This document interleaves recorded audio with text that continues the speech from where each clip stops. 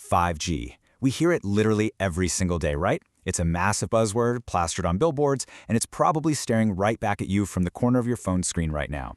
But today, we're going to cut through all that marketing hype. In this explainer, we are tearing down the actual mechanics of 5G to see the literal nuts and bolts of the technology. We're going to look at the true blueprint of our future connectivity. Here is our agenda. We are going to cover 4 main sections. First, the new 5G architecture. Second, we'll explain the specific data transmission technologies. Third, we'll benchmark the performance of 4G versus 5G.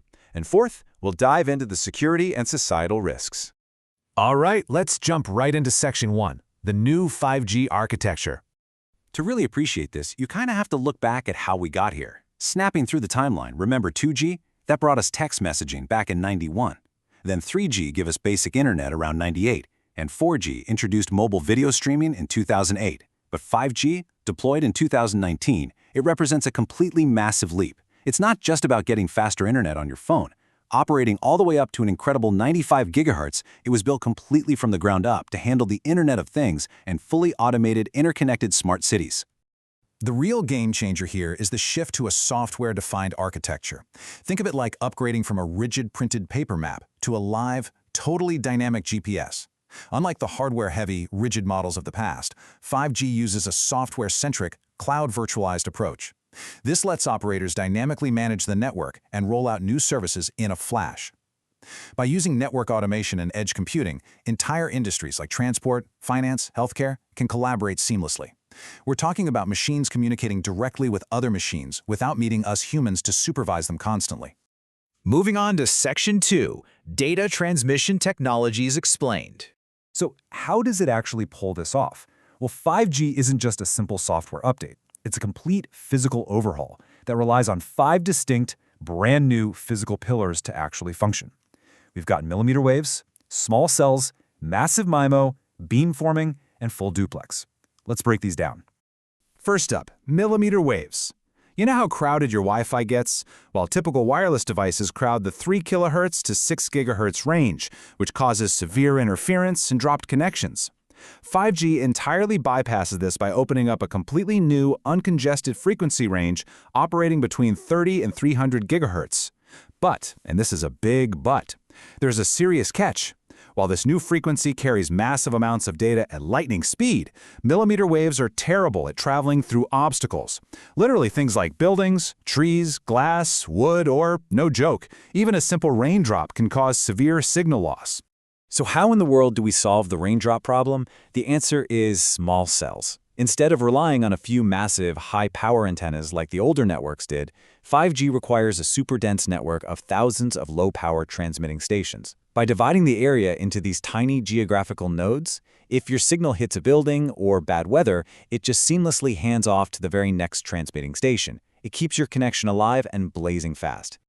Pillar number 3 is massive MIMO, which stands for multiple input, multiple output.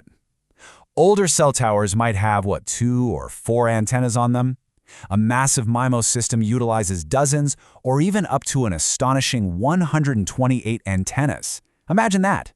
By sending and receiving multiple data signals simultaneously over the exact same radio channel, it dramatically increases signal reliability inside buildings and multiplies network capacity, making the whole thing highly resistant to interference. Now, you might be thinking, wouldn't 100 antennas transmitting everywhere create a mess of interference? Absolutely. And that's where our fourth technology, beamforming, steps in. Think of older 4G networks like a giant floodlight illuminating your entire yard, whereas beamforming is like a precision laser pointer tracking directly to your specific phone. Instead of spraying the signal indiscriminately in all directions, beamforming intelligently connects and locks onto a user's device. Bypassing all that generalized broadcast interference means these stations can handle way more incoming and outgoing data simultaneously.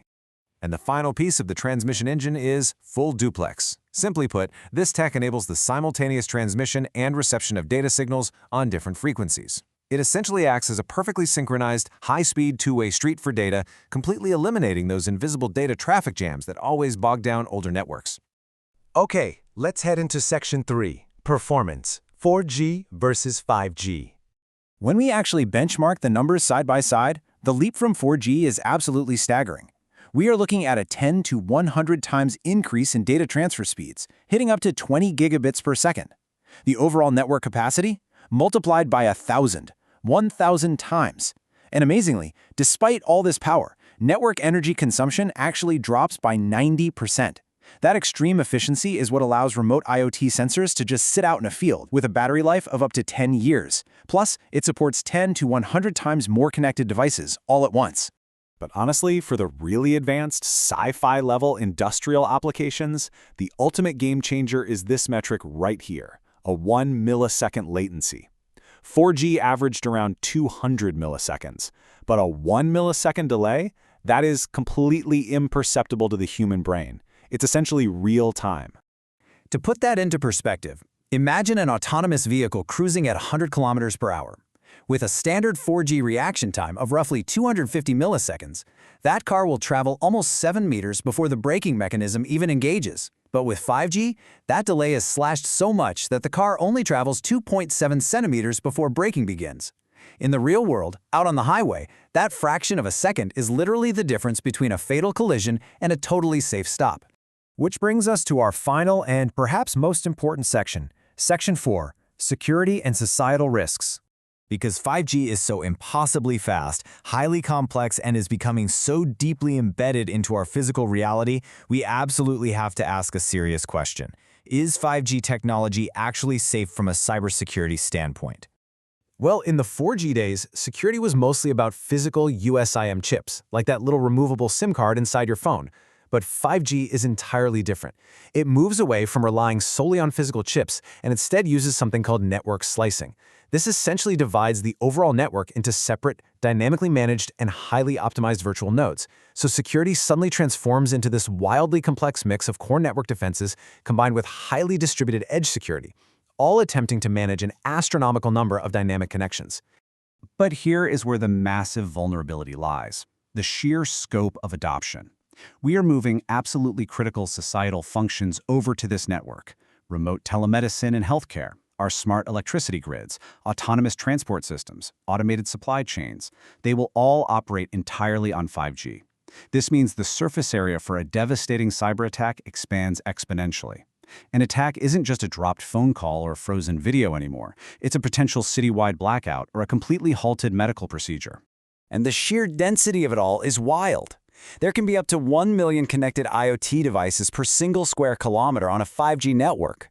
With all these machines directly talking to other machines, every single connected smart thermostat, streetlight, or Amazon delivery drone instantly becomes a potential backdoor for malicious interference. So, I'll leave you with this final thought. As we plunge headfirst into this new era, we really have to ask ourselves, can we balance the incredible operational leaps of a fully connected society against the profound, terrifying security responsibilities of putting all our critical infrastructure onto a single, software-defined network? The blueprint for the future is already built, and it's running incredibly fast. Now, we just have to figure out how to secure it. Thanks for joining me on this explainer.